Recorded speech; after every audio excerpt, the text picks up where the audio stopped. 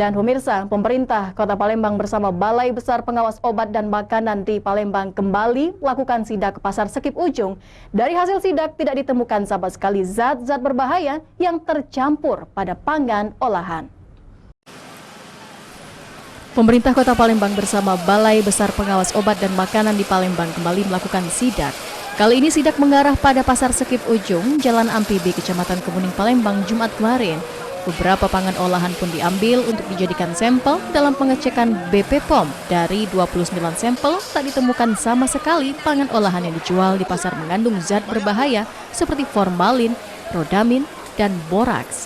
Wakil Wali Kota Palembang Fitrianti Agustinda menyatakan, baik para pedagang maupun produsen mulai menyadari akan bahaya zat-zat mengandung kimia yang terdapat dalam kandungan makanan, sehingga tidak ditemukan makanan yang mengandung zat berbahaya bagi kesehatan.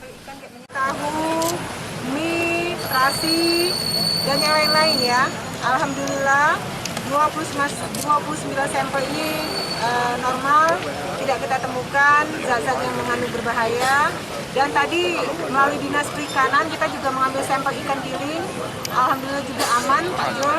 Tidak kati yang mengandung formalin dan sebagainya.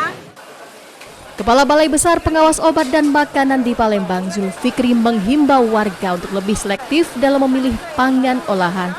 Balai Besar Pengawas Obat dan Makanan telah menyediakan pojok pasar di tiap pasar yang ada di Kota Palembang untuk mempermudah masyarakat dalam pengecekan pangan. Bagaimana Kota Palembang bebas dari bahan berbahaya. Untuk menyatakan bebas dari bahan berbahaya, kita harus melakukan pengujian. Nah, kami dari BPOM nanti akan merekap data berapa pasar di Kota Palembang ini, datanya seperti apa, nanti akan kita laporkan ke Ibu Wali.